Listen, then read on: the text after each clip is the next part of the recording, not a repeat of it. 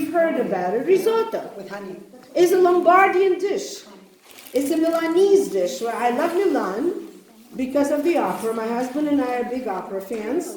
And I love La Scala, and I love opera. So what am I doing today? Okay, we're handing out these because risotto is a main dish, but we're going to make it a warm appetizer. But just so that you know that you can mix it exactly the way we're going to do it now, and stick it in the oven for 10 minutes, and you have a main course. And so what we have is, we have hot brown rice. Even though you can go to Publix and you can buy what they call a risotto rice, right? Yeah. I prefer brown rice. The reason for that is, honey actually asked me why. Why shouldn't I get risotto rice?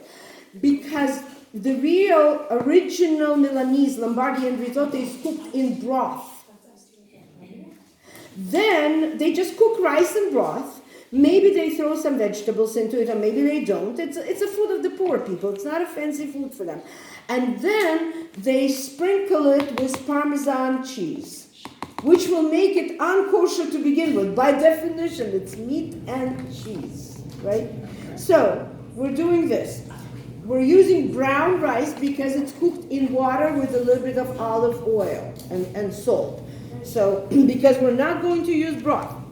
Then, instead of broth, we're actually increasing the protein content in it to make it a real main dish if you want to, by using fake ground beef. Oh, wow. Fake ground beef. This is kosher. And you get it in Publix. Made of beans or what? It's a high protein content. It's a high protein content. Sorry, I'll pass this on around. Ladies, if you want to see what it is. Soy protein. Take a picture of that. It's overloaded. Potatoes. What do we need? The first thing we do is we dice tomato. So, Because it's the cheapest thing they give to us. They give it in babies. and we're gonna need something, some kind Everybody of one tomato, right? one tomato. But we're gonna need something like besides this, some kind of a container to put tomatoes in. I have to take pictures. Ladies, take one tomato. Ladies, take a Is tomato. that Roma tomatoes? These are plum tomatoes. I would prefer, these are a little hard, but I would use softer tomatoes. This will do fine for an appetizer. If you're making it for a main dish, you need soft tomatoes. Really soft tomatoes. Huh? Oh, yeah. So my husband just reminded me to make a note of something for you ladies. There is a fake ground beef that's called Beyond Beef. It's not kosher. It's not kosher. You need to look for a kosher certification. Take that tomato, take a knife that is in front of you, and dice it. Chop, chop, chop, dice it. Once you dice it, you throw it into this cup that you have. You have Edith, this is a little bowl for you. And here, Rebecca. Yeah, ladies, you have a little clear cutting board on front. I hope your knives work for the tomatoes. They will. They will? Okay. Yeah, they do. Does Yeah. anyone have the best way to dice? No. Yes.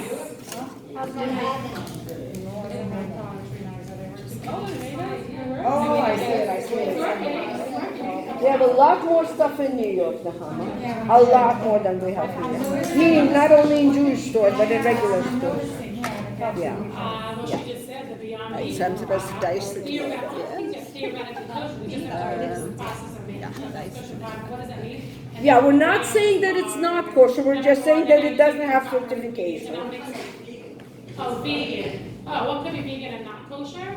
That's $1 million question. Yes, Bugs. that's a $1 million question. Bugs. They don't check for bugs the way Well, we she's do. saying that if you're getting a vegan salad, not necessarily checking. But what You kind- don't know what they process in that plant. No, we don't know They- the processing. The chances are, by the way, a lot Chances of are they are vegans kosher. kosher. Yeah, They just don't, but we some don't companies know. don't want to pay the money. Where for is my the trash can? So that's another How one. many tomatoes are- Where did it go? Oh, where did it go? Right? How many got here? Okay, so I dice my tomato like this. I dice my tomato And I throw it into this cup for future use. Thank you so much. Okay, we're putting our tomatoes in the little, yes. In a little cup for future use. Oh, gotcha. Sure. Ladies, Yes. gosh, you're looking professional. Lori, look at that. Do you dice a lot, Lori? No. No? I had to become a Yeah, this dicer. looks good. This looks terrific. Connie, No, Yes. then what do you about eat? the question, what could be not good? Well, I you buy, have I usually buy protein. I do my Okay, vegetables. what's your first name I again? usually buy some protein. Gershon, Sometimes I Gershon has a cook fish. story for us. I make the first and the only certified kosher for Pesach and kosher cigar. Cigar? Kosher cigar for Passover, okay? And there was someone who said to Rabbi, Oh, I wasn't supposed to put it in there. my kosher supervisor, Uh-huh. he said, Abel Miller is my kosher supervisor. You need to come in front of the camera if you're Anyways, talking. he said, what could My, be not kosher about a cigar? in front of the So camera, label over two- here. Cigars need to be Over kosher. here. For Pesach, for Pesach. Just for Passover. You need to come in front of the camera. So he said, what could be kosher about a cigar? So Label brought the gentleman Sit, to yeah. to another factory, not mine, but to another factory in Dominican. And the owner of the factory was saying to the gentleman, my cigars are 100% natural. They're 100% kosher. And he took him around and says, and we use this wine. We use natural wine to make them. Oh, really? They use wine in the cigar? Yeah. Says Oh, he was so proud. Says they're all natural. They're kosher. We use natural wine. Oh, that was so interesting. Well, that was a good. okay. So, thank you. Thank All right, you. I need spoons. Yeah. Okay, so now we're going to here. Here's what we're doing. Now we're using our Oh, okay. tins Everyone and has measuring cups. I'm gonna put this into a container here. That's good. Hold on, video. you know I'm still cooking the way my grandmother used to, and her measuring cup were a shmenke. A shmenke is a handful. Yeah, and she used to say there's a shmenke and a shmenkele. And she used to, when I was little, she used to say, well, mine is a shmenke, yours is a shmenkele because you're little. And there's a bissel, that's a pinch. Yeah, so so you put a shmenke here, about a handful. A little, What are we doing with the rice, Dahlia? Putting it on the How much? bottom of the tins. There's measuring cups. How much rice are we putting? Whatever. A schmenkle. A Oh, a shmenke. shmenko. I missed the shmenko. A Sorry. shmenke. A shmenke. Okay, so you're doing. So how much is a schmenkle in the cup? About like this. About like this. This is about a 3/4 cup. Oh, we can just fill up the bottom of it. Okay, ladies, you can just use your eye. The best measurement ever. Use your eye. Then the next, we're gonna put, On the meat? yeah. Okay. So, Okay, so wait, does everyone have rice? Because I can keep making that. Come on, let's make another bowl with rice. right? And I'll get more for that. I'll get more for that. And the next thing we do is about half a cup or even less maybe, yeah, 1/3 of a cup of meat on top of rice. Third of a cup, okay. 1/3 of a cup of meat on top of Is rice. this a cup here? Ladies, this meat, I literally This looks just to me like toasted a, for- I don't know. I have a cup. This is like a half or a third, I don't know. All right? Yeah, oh, I think it's a hand. Then we put the tomatoes inside? No, we didn't. Tomatoes go on top of that. So how much meat? Third a cup. A third of it. Yeah. Tomatoes on top of that. Now, You guys hear me? You got that? again, at home, I would use lots and lots and lots of real garlic. Vampires never come around my house. Yeah, I'm safe. But here, you have, what do you have? Garlic powder. Garlic You have powder, to forgive me, please. because actually, I just thought of something that I could have done. Yes. I actually buy in Trader Joe's, they sell frozen garlic. Oh, that's It's not as good. good as real fresh garlic, but frozen fresh garlic, kosher. in Trader Joe's, little cube, and you just pop them out and. Yeah, I've seen those. I've seen Okay, those. Dakota brought that for tonight. So I'm gonna sprinkle this and sprinkle a lot. This is the garlic powder that we're stuffing a lot. And sprinkle a lot because of the people. Because at this point, Just half of the tomatoes we're putting on? no, all the tomatoes. I bought half the tomato because I was thinking. Because at this point, our risotto definitely has taken a trip from the north of Italy to south of Italy with all the tomatoes and garlic. Right? So we're making it a little. Oh, so now the wait, tomatoes that's go- not all. The tomatoes go in here now? Tomatoes now tomatoes. So for now, where's our oregano? That's the oregano. Right, okay. So, I would use cilantro. At home, I would use fresh cilantro. Here, we have dry oregano, which is another very good alternative. Okay. So you put dry oregano. It's nice to have everything all prepared. Isn't this so nice, lady? Thank you, Lori, for mentioning that. You just flip up the, everything is just right in front of your eyes, and now you just have to. If it was like this. She's got if it was like that. Confession, Maxine, do you like to cook? Since I've never met you before, you love cooking. Even now in your new apartment. Oh, I love it. Oh, that's great. So not takeout for you, or only when you're desperate. Yeah, I'll leave the top. Amazing. That is the way to go. I love cooking too. Exactly. Me too. Ladies, you can Okay. start mixing, but we're not done yet. Here comes the magic ingredient. The wine. In Odessa, we just like in Italy, we cooked with wine.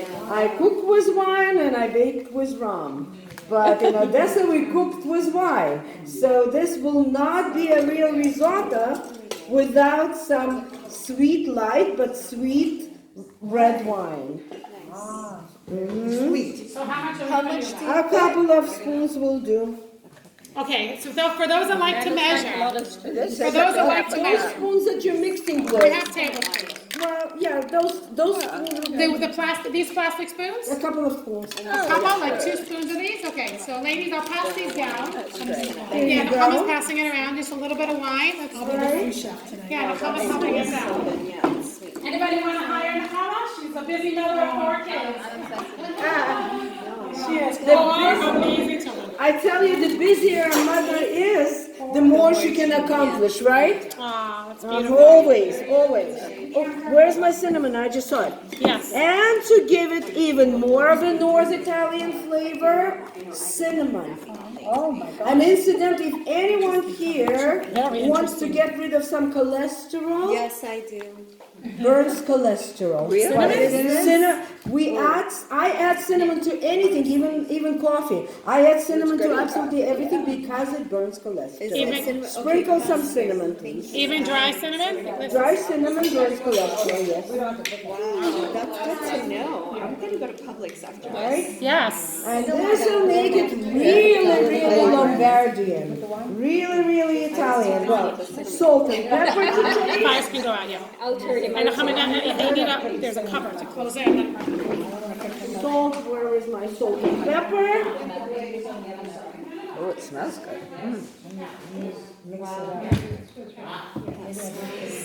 Somewhere around there, once you sprinkle your cinnamon, there is salt and pepper, and just add salt and pepper to taste. And here comes the most amazing ingredient. This is amazing. Actually, this so far. Ladies, this is a fascinating ingredient. I never tried it, but heard about it. That's right. This so far is parf, right? It's not meat. It's what is called parf, right? It's totally neutral. So if you want to, you could actually sprinkle real or great real Parmesan on top, right? Right. Oh, but I have my own restriction. I can't have dairy. I Dairy. can't have dairy. So I had to look for all kinds of alternatives for everything I cook and bake. And I came up with this. This is called nutritional My yeast. daughter loves that. She loves it on Absolutely, I love that popcorn. too. I'm Instead not of crazy, but she loves cheese, it. instead of Parmesan, grandson what loves we it too. sprinkle on top of this is nutritional yeast. What is it? Yep. And does it taste like kind of like a cheese? When mixed on its own, it doesn't. When mixed with food, it does. Please do mix it. Where do you buy it? Taste it. Huh? Where do you buy it? Anywhere? Yeah, In Publix. I bought it in Trader Joe's sometime. Yeah. Anywhere. maybe. Yeah. Whole Foods. Pepper is with the gray cap somewhere. Now you can mix it, you can taste it. If you feel that it's a little too dry, add some more I wine. have some olive oil on the table too. You could, I don't know. Okay. Yeah, you could. But add some more wine because if you want to make it as a main dish, then at this point you cover it, stick it in the oven for 10 minutes, and you can serve it as a main dish. Garnish it with sprigs of the fresh cilantro, and you serve it as a main dish. We would like to take some shots of ladies mixing it. Pass the wine, please. Yeah. Yeah, Diana, you want to pass the one down? Yeah, for flavors, the smells. Do you smell, ladies? The cinnamon? Not this. No, it's not cinnamon. And I'll have the wine, Lori. when I'm you- back here. And a little Sorry bit of that I left. Here you go. And I am mixing it. And the ladies are mixing it. And if it's too dry, add a little splash of wine. If you want olive oil, you can do that. That looks nice. 3 spoons. Add one more. It's very sweet, that wine, actually. Yeah. It's very sweet. Yeah, it adds Yeah, sweetness this to is it. ready as an appetizer. It's cold. Then you should So if serve you it. want it as a main dish, as an entree,